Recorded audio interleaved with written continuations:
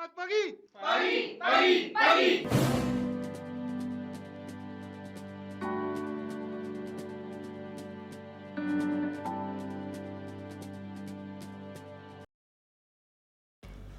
Faktor-faktor penyebab terjadinya korupsi, pada umumnya faktor-faktor yang menyebabkan seseorang melakukan tindak pidana korupsi yang pertama adalah faktor internal atau faktor dari dalam diri orang itu sendiri. Misalnya adanya keinginan untuk memiliki harta dengan cara yang instan. Kemudian juga ada faktor keserakahan, dan tentunya faktor moral dari pelaku tindak pidana korupsi tersebut. Kemudian yang kedua adalah faktor eksternal atau pengaruh yang berasal dari luar. Ada beberapa teori yang terkait dengan hal ini. Pertama adalah teori means and scam theory yang dikemukakan oleh Robert Merton, di mana dalam teori ini, menurut Robert Merton, korupsi ini terjadi karena adanya tekanan sosial, sehingga menyebabkan pelanggaran terhadap norma. Kemudian, teori serupa juga dikemukakan oleh Emile Durkheim, yang mana menyatakan bahwa pada hakikatnya sifat manusia bersifat pasif dan mudah dipengaruhi oleh lingkungan sosialnya. Ini biasa yang dikenal dengan teori solidaritas sosial. Kemudian, teori lain yang dikemukakan oleh Robert Kierkegaard, di mana Robert Kierkegaard menyatakan bahwa korupsi terjadi manakala bertemunya monopoli dan diskresi tanpa adanya akuntabilitas.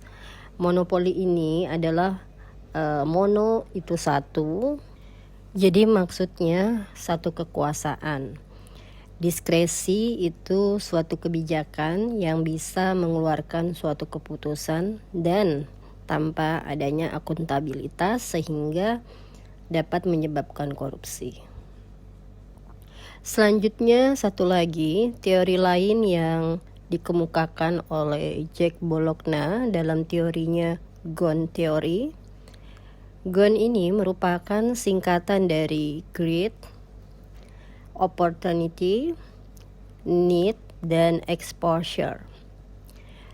Nah, exposure ini dinyatakan. Jadi di mana di dalam teori GONE bahwa di dalam masyarakat ternyata orang yang korupsi ternyata tidak diapa-apakan. Dan jikalaupun dapat hukumannya yang diperoleh atau yang didapatkan cukup ringan. Jadi berdasarkan hal tersebut, seseorang ingin melakukan korupsi karena tidak adanya resiko yang besar.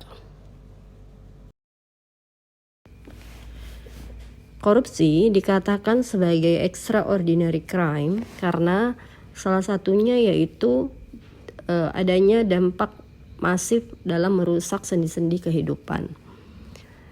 Yang pertama adalah dari sektor ekonomi. Korupsi menyebabkan high cost ekonomi. Korupsi menyebabkan buruknya kualitas dari barang dan jasa karena terjadinya proses markup, suap, dan korupsi sehingga kualitasnya akan tentunya menjadi buruk. Kemudian selanjutnya mengurangi orang yang ingin berinvestasi karena investor enggan untuk berinvestasi tentunya di negara-negara yang korup. Kemudian dari sektor sosial, korupsi dapat menimbulkan masalah kemiskinan, yang mana tadinya uang tersebut dapat digunakan untuk kesejahteraan rakyat, tapi dikorupsi oleh segelintir oknum. Kemudian korupsi juga dapat menimbulkan kesenjangan sosial yang tinggi. Dan juga dampak-dampak lain yang terjadi karena korupsi yaitu menimbulkan berbagai macam tindak kriminal di mana-mana karena adanya tekanan sosial. Selanjutnya, dari sektor politik, korupsi menyebabkan timbulnya plutokrasi di mana kekuasaan dikuasai oleh orang-orang yang berduit atau memiliki uang yang banyak, sehingga memunculkan pemimpin-pemimpin yang tidak amanah atau korup. Pada sektor birokrasi dan layanan publik, tentu juga sangat berpengaruh. Selanjutnya, dari sektor pertahanan dan keamanan, ini adalah taruhan yang ada. Ketika rakyat sudah tidak puas dan sudah tidak percaya pada pemerintah atau penguasa, maka segala resiko tersebut menjadi suatu hal yang perlu diperhatikan dengan secara serius dalam menjaga keutuhan NKRI. Beberapa upaya-upaya yang dapat dilakukan dalam usaha pemberantasan korupsi, yaitu dapat dilakukan 3 strategi, antara lain yang pertama, dengan melakukan tindakan represif, yang kedua yaitu melalui perbaikan sistem, dan yang ketiga melalui edukasi dan kampanye. Pertama, pada strategi represif dilakukan upaya penindakan hukum untuk menyeret koruptor ke pengadilan. Jadi hampir sebagian besar kasus-kasus korupsi yang terungkap itu berkat adanya pengaduan oleh masyarakat.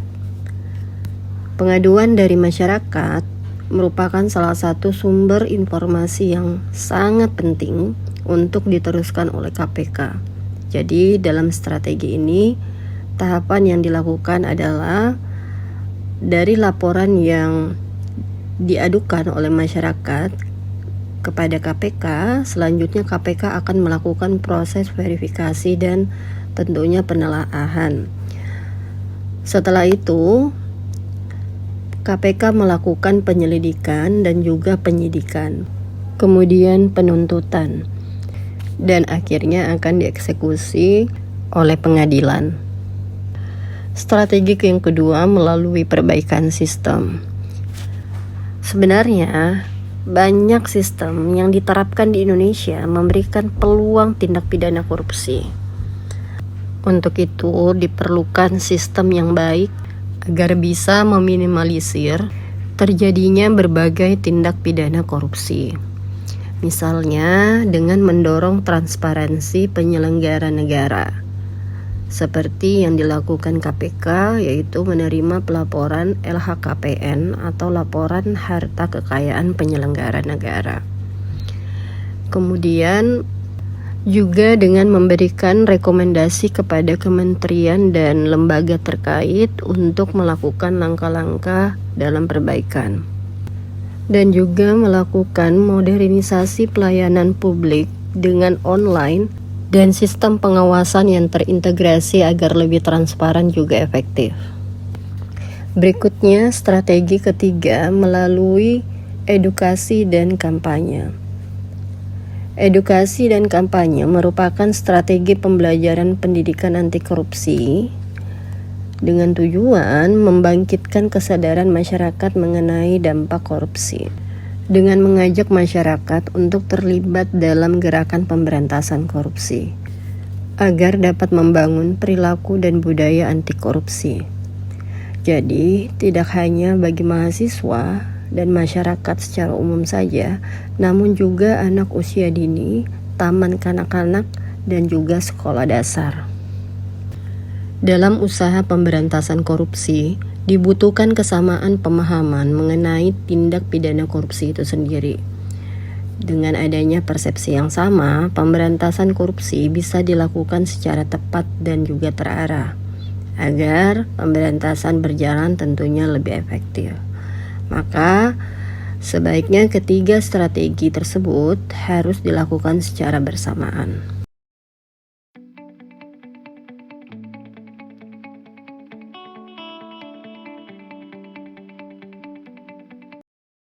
Lopa yang menjabat sebagai Kepala Kejaksaan Tinggi Sulawesi Selatan berada dalam perjalanan pulang setelah mengikuti sebuah kunjungan. Tiba-tiba Lopa menyuruh ajudannya untuk menghentikan mobil, kemudian bertanya. Lopa terkenal sebagai sosok yang cermat dan berhati-hati. Curiga saat melihat meteran bahan bakar mobilnya, ia ingat sekali tangki bensin mobilnya dalam keadaan kosong saat tiba di lokasi kunjungan. Tetapi ketika di perjalanan pulang, tangki bensin mobilnya dalam keadaan penuh. Dari sinilah beliau mengetahui ada orang yang mengisikan bensin ke mobil. Lopa menyuruh ajudannya memutar mobilnya kembali menuju lokasi sang jaksa yang mengisikan bensin ke mobilnya. Setibanya di sana, Lopa meminta sang jaksa untuk menyedot kembali bensin sesuai dengan jumlah yang diisikannya. Menurut Anda, mengapa Baharudin Lopa berani mengingatkan dalam peristiwa tersebut? Nilai-nilai integritas apa yang dianut dan diyakini oleh Baharudin Lopa?